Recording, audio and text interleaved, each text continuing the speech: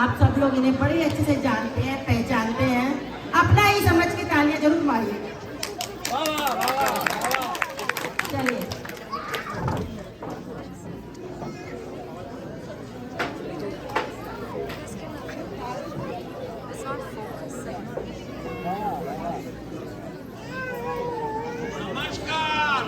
नमस्कार प्रेक्षकगण, आप सबका दीपावली के कार्यक्रम में स्वागत है।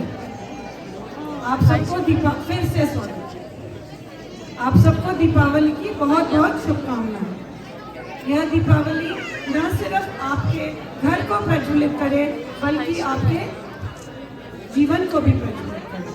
आपका स्वास्थ्य उत्तम रहे और जीवन सुख शांति से भरपूर रहे, ऐसी कामना करते हुए हम जिज्ञासु नाट्यगण नास्तिकता से आस्तिकता की यात्रा नामक लघु नाटिका आपके सामने प्रस्तुत करने जा रहे हैं। कृपया ध्यान दें।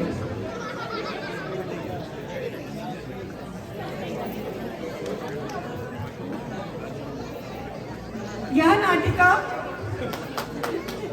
उपनिषद गंगा नामक दूरदर्शन पर बहुत समय पहले प्रसारित धारावाहिक के एक लघु प्रसंग पर आधारित है। इसके संवाद उदित शाह ने लिखे हैं और निर्देशन हम सबने किया है। सारांश में मैं आपको बता दूं, एक समय में धर्मपाल नाम का राजा था जो ईश्वर के अस्तित्व में विश्वास नहीं रखता था। उसके 3 प्रश्नों के उत्तर 15 दिवस में कोई उसको दे, ऐसा उसने आदेश दिया। उत्तर न मिलने पर वह सभी मंदिरों से सभी मूर्तियां हटा देगा, ऐसा भी उसने आदेश दिया। वो प्रश्न क्या है वह भी उसने अपने मंत्री और अधिकारी को बताया। यह सुनकर सभी मंत्री और अधिकारी चिंतित हो गए और विचार विमर्श करने लगे। अंत में यह निर्णय लिया गया कि पूरे साम्राज्य के तेजस्वी विद्वानों को शीघ्र ही ढूंढने का प्रयत्न किया जाए। आप सबसे निवेदन है, कृपया इस नाटिका को ध्यान से देखें व सुने। ऐसा न करने पर आपको अंत में खेद हो सकता है। एक अंतिम सूचना, अपने सेल फोन को निशब्द पर रखें। तो प्रस्तुत है नास्तिकता से आस्तिकता की यात्रा जिज्ञासु नाट्यगण की ओर से।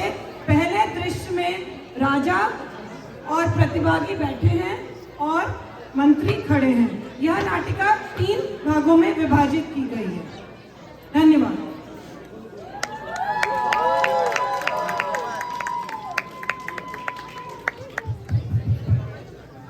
प्रणाम राजन। जैसा कि आप सभी को ज्ञात है कि हमारे राजा ईश्वर के अस्तित्व के विषय में अपने 3 प्रश्नों के उत्तर जानना चाहते हैं। यदि इन प्रश्नों के उत्तर ना मिले तो हमारे राज्य के सभी मंदिरों से सारी मूर्तियां हटवा देंगे। परंतु यदि इन प्रश्नों का यथार्थ समाधान हो गया तो यह मूर्तियां नहीं हटाई जाएंगी एवं यथार्थ उत्तर देने वाले को पारितोषिक भी प्राप्त होगा। इसीलिए कृपया सतर्क रहें एवं सही तर्क के साथ ही जवाब दें। राजा के यह 3 प्रश्न हैं। ईश्वर कहाँ है? ईश्वर किसे देखता है और किस ओर देखता है? ईश्वर इस समय क्या कर रहा है? क्या आप में से कोई इन प्रश्नों का उत्तर देने का प्रयास करेगा?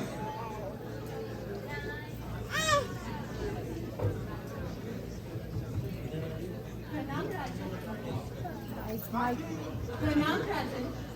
जिस तरह घड़ा बनाने वाला कुम्हार घड़ा बनाने की कला में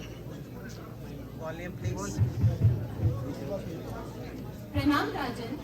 जिस तरह घड़ा बनाने वाले कुम्हार को घड़ा बनाने की कला का ज्ञान होता है, उसी तरह संसार के रचनाकार को संसारिक रचना का ज्ञान होता है। जिस तरह कुम्हार घड़ा बनाने की कला में समर्थ है, उसी तरह सृष्टिकर्ता सृष्टि बनाने में समर्थ है। दोनों के पास अपनी अपनी कला और ज्ञान की शक्ति है। घड़े का उद्दान कारण है मिट्टी। जिस तरह मिट्टी घड़े के कण कण में व्याप्त है, उसी तरह जगत का उद्दान कारण ईश्वर जगत के कण कण में व्याप्त है। और इसीलिए राजन, हमारा उपनिषद ये घोषणा करता है कि ईश्वर सर्वज्ञ, सर्वशक्तिमान तथा सर्वव्यापी है। यह मेरे प्रश्नों का उत्तर नहीं है। क्या अन्य किसी और के पास मेरे प्रश्नों का उत्तर है?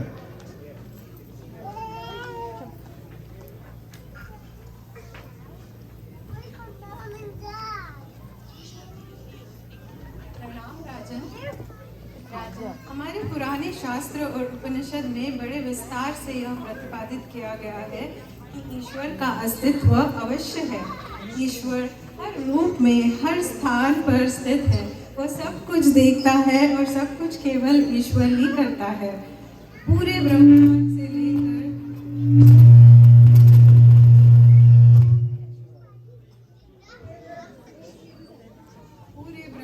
से लेकर शरीर की छोटी छोटी कोशिकाओं तक के सारे कार्य मात्र ईश्वर कृपा से ही होते हैं। कहते हैं कि ईश्वर की इच्छा के विरुद्ध वृक्ष का एक पत्र भी नहीं हिल सकता।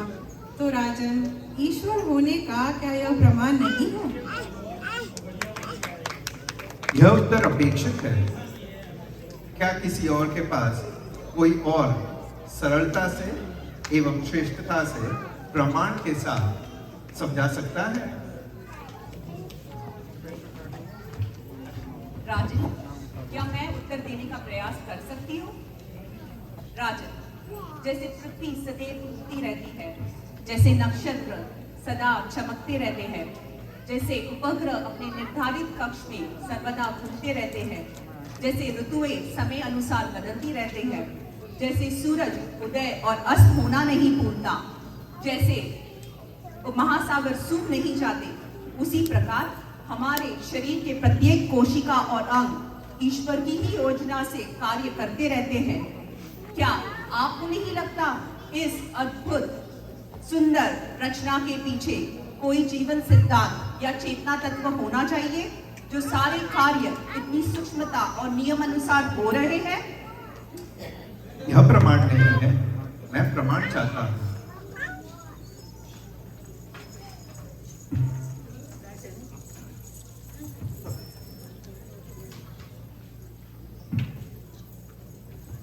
राजन, क्या मैं प्रयास कर सकती हूँ? धन्यवाद। हे राजन, प्रत्येक वस्तु की रचना के पीछे दो कारण होते हैं, एक निमित्त कारण और एक उपादान कारण। निमित्त कारण वस्तु बनाता है और उपादान कारण से वस्तु बनती है। कुम्हार निमित्त कारण है और मिट्टी उपादान कारण। क्या राजन, आप कुम्हार और घड़े के एक होने की कल्पना कर सकते हैं? नहीं। परंतु राजन, सृष्टि का निमित्त कारण और उपादान कारण एक ही है, जिसे हम वेदांत में ईश्वर कहते हैं। निमित्त और उपादान कारण एक कैसे हो सकते हैं देवी? राजन, आप अब स्वप्न को ही ले लीजिए। स्वप्न देखने वाला और स्वप्न बुनने वाला एक ही है। वही उसका निमित्त कारण भी है और वही उसका उपादान कारण भी। वह स्वयं ही उसका निर्माता है, स्वयं ही उसका पोषक है और विनाशक भी। वैसे ही जैसे सृष्टि का निमित्त कारण और उपादान कारण एक ही है, जिसे हम ईश्वर कहते हैं, वैसे हमें ईश्वर को किसी अन्य स्थान पर खोजने की आवश्यकता नहीं है। सृष्टि अपने रचनाकार से भिन्न नहीं है, बल्कि स्वयं सृष्टि ही ईश्वर है। परंतु ये प्रमाण नहीं है, कल्पना अच्छी है। और कोई प्रमाण है आपके पास? राजन, सूर्य को देखने वाला अगर वह अपनी आंखें बंद कर ले, उसे सूर्य का प्रमाण कैसे मिल सकता है? समुद्र के सामने स्थित होकर विपरीत दिशा में देखने से उसे समुद्र के विशालता का प्रमाण कैसे मिल सकता है? राजन, तर्क अच्छा है, परंतु मैं प्रभावित नहीं हुआ।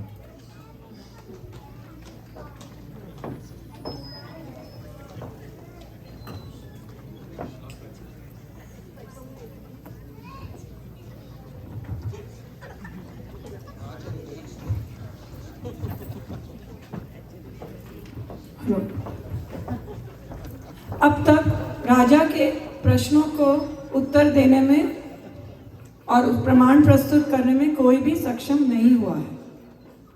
मंत्री कल पुनः 3 प्रश्नों के उत्तर जानने के लिए और विद्वानों को ढूंढने का प्रयास करेंगे।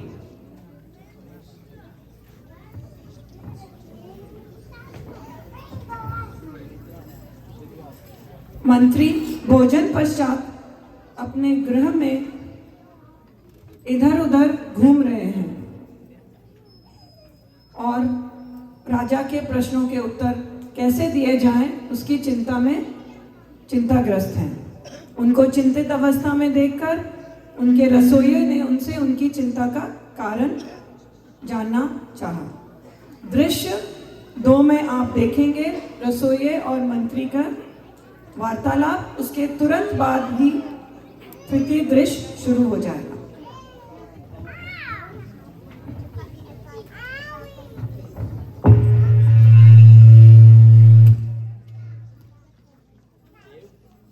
क्या मैं पूछ सकता हूँ आप इतने चिंतित क्यों हैं? नास्तिक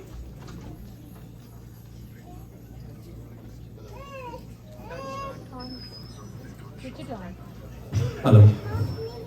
नास्तिक राजा ईश्वर का प्रमाण चाहता है दुष्यंत, और प्रमाण के रूप में वह अपने 3 प्रश्नों के उत्तर जानना चाहता है।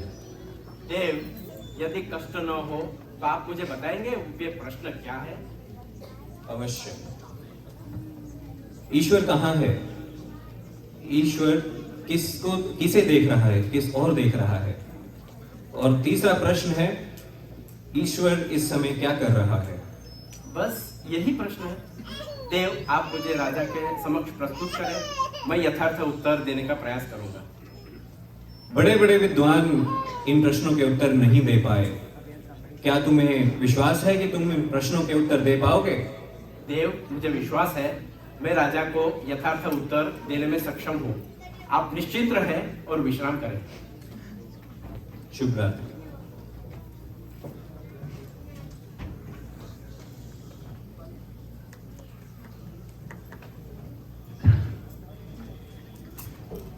मंत्री की अनुमति से आगामी दिवस दुष्यंत राजा के दरबार में उपस्थित होता है। सभी प्रतिभागी राजा के दरबार में बैठे हैं।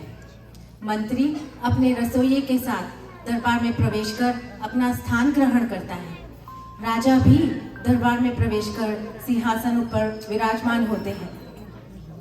राजा को राजसभा में प्रवेश करता देख सभी राजा के सम्मान में उठ खड़े हो जाते हैं। प्रस्तुत है दृश्य 3।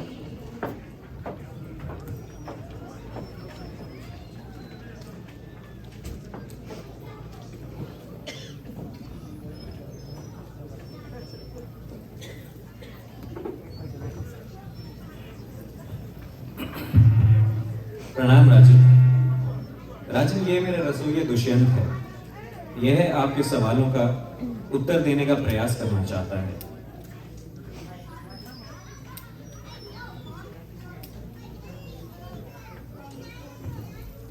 प्रणाम राजन, मैं आपके उत्तर देने के लिए तत्पर हूँ, परंतु उत्तर देने के पूर्व क्या मुझे एक पात्र में थोड़ा सा दूध मिल सकता है?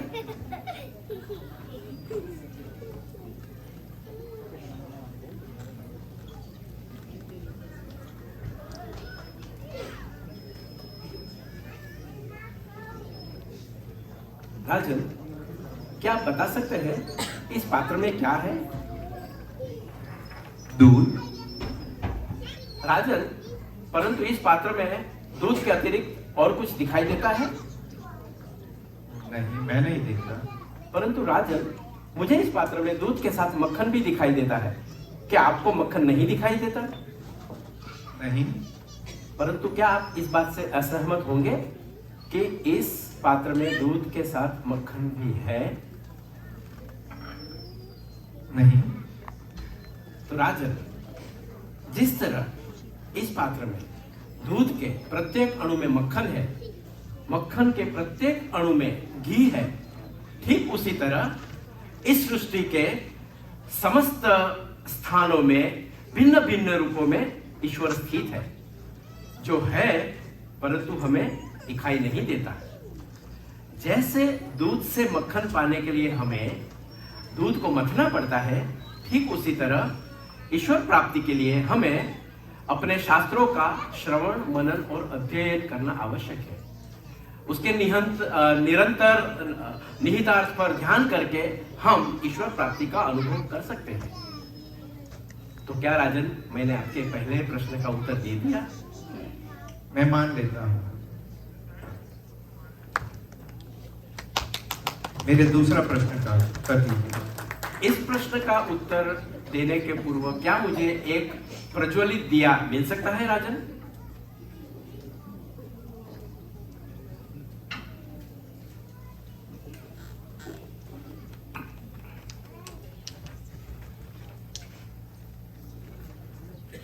राजन,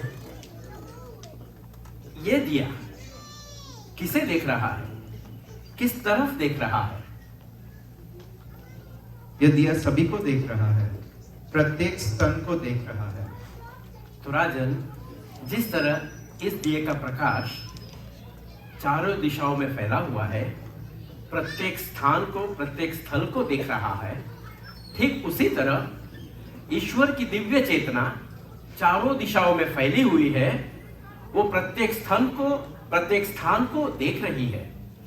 यह वही ईश्वर की दिव्य चेतना है जो हमारी सारी गतिविधियों के लिए कारणभूत है राजन। जैसे सांस लेना, उठना, बैठना, दौड़ना, फिरना, चलना, प्रार्थना करना इत्यादि। यह वही अधिचेतना है राजन, जिसके कारण सारे ग्रह घूमते हैं, नक्षत्र स्थित है, तारे चमकते हैं। राजन, क्या मैंने आपके दूसरे प्रश्न का उत्तर दे दिया? हाँ, परंतु ईश्वर क्या कर रहा है? राजन, अब मैं आपका तीसरा प्रश्न देने का प्रयास करता हूं। इस समय मैं ये देख रहा हूं कि आप जो है अपने राज्य के सारे मंदिरों से मूर्तियां हटाने की योजना बना रहे थे। अब इस समय आप ईश्वर के विषय में जानने के लिए पूर्ण तरह से मग्न है। मैं इस समय आपके प्रश्न का उत्तर दे रहा हूं, तो मैं आपका शिक्षक हूं और आप मेरे शिष्य हैं। शिक्षक का स्थान हमेशा शिष्य के स्थान से ऊपर होता है। तो क्या हम अपने स्थान का परिवर्तन कर सकते हैं राजन?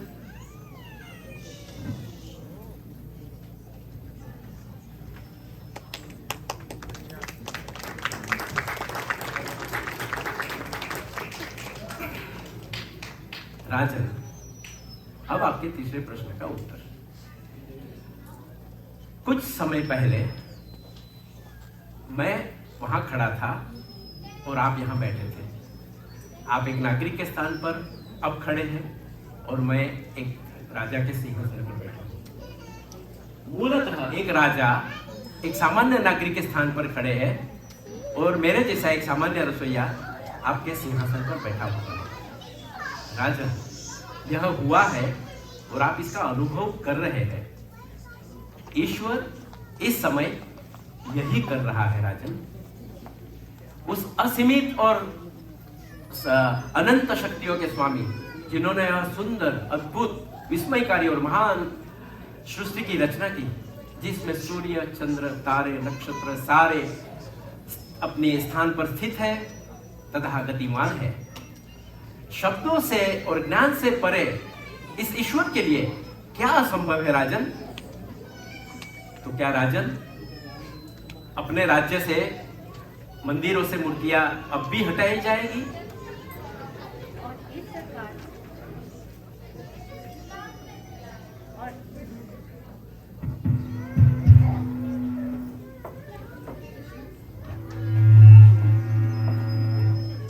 और इस प्रकार मंत्री का रसोइया राजा के सारे प्रश्नों के उत्तर प्रमाण के साथ प्रस्तुत करता है। मंत्री के रसोइये की चतुराई एवं शास्त्र ज्ञान से प्रभावित राजा अपने गौरव और विनम्रता का प्रमाण देते हुए अपने दुराग्रह को त्याग राजसभा से एक शब्द कहे बिना चले जाते हैं। कोटि कोटि नमन है ऐसे राजा को।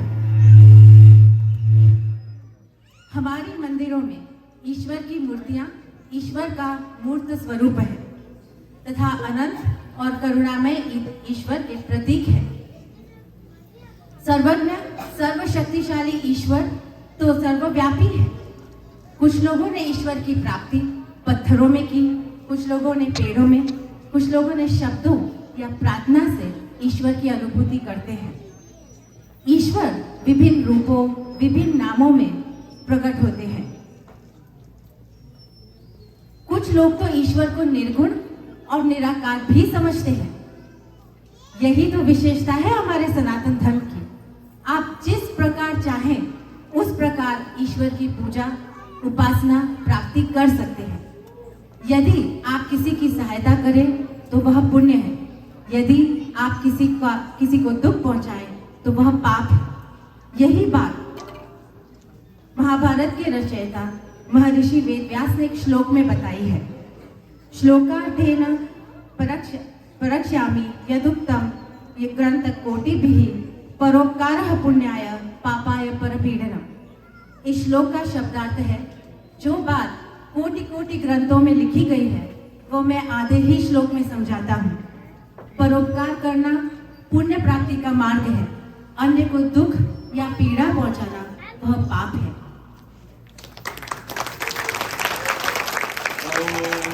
पूर्णमदः पूर्णमिदं पूर्णात् पूर्णमुदच्यते पूर्णस्य पूर्णमादाय पूर्णमेवावशिष्यते।